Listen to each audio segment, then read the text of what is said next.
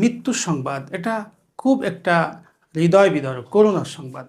যাদের পরিবার থেকে একজন সদস্য হারিয়ে যায় তারাই বোঝে এই বেদনাটা কত গভীর, কতটা যন্ত্রণাদায়ক। কারো বাবা ইন্তেকাল করেন, কারো মা ইন্তেকাল করেন, আপনজন যখন চলে যায় তখন মনে হয় আকাশ ভেঙে পড়ে মাথার উপরে। প্রিয় দর্শক শ্রোতা মণ্ডলী, এই মৃত্যুর বাড়িতে যে খাওয়ার একটা আয়োজন আমরা এখন বর্তমান লক্ষ্য করে থাকি, যে প্রায় যেখানে মানুষ ইন্তেকাল করে তো এলাকার মানুষ বড় বড় ডেক চড়িয়ে সেই জায়গায় বিশাল একটা খানার আয়োজন করে। এই খাদ্যটা আশেপাশের লোক সহ বাহিরের লোকরা এসে খায়।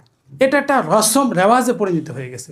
মূলত এই খাদ্যটা জরুরি ছিল যারা আসবেন তারা নিজেরাই খাদ্যের ব্যবস্থা করে আসবেন, কারণ এখানে শোক সন্তপ্ত পরিবার এদের উপরে এই চাপটা প্রয়োগ করা বা সামাজিকভাবে তাদেরকে একটা দায়িত্ব দিয়ে দেওয়া, এটা একটা অত্যন্ত অমানবিক কার্যক্রম।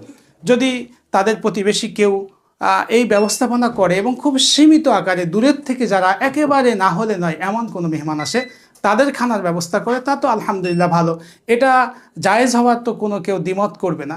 কিন্তু বর্তমান পরিস্থিতি যা দেখা যাচ্ছে যে মৃত্যুর হওয়ার সঙ্গে সঙ্গেই এই ডেক চড়ে গেছে আর রান্না বাড়ার ধুম চলছে, আর সবাই বসে বসে আছে যে এ পাশাপাশি বাড়ি, কাছাকাছি বাড়ি, কিন্তু উনি এখান থেকে খেয়ে যাবেন, এই তাবারক তাকে খেতেই হবে।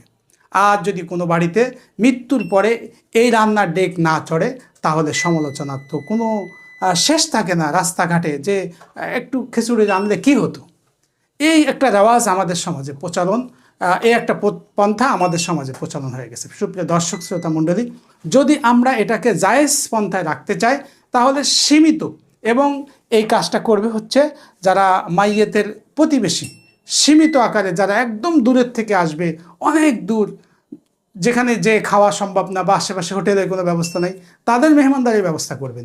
কিন্তু আশেপাশের মানুষ এই যে মৃত্যু বাড়ি মরার দিনেই দাফনের আগেই পরেই খাওয়ার যে একটা ধুমধাম পরিবেশ তৈরি হয়ে যায়, এটা নিছক একটা রসম রেওয়াজ। এটা আস্তে আস্তে যে কোন পর্যায়ে যে দাঁড়াবে, এটা যে কত বড় খারাপ একটা রেওয়াজে যে পৌঁছাবে আমরা কল্পনা করতে পারছি না।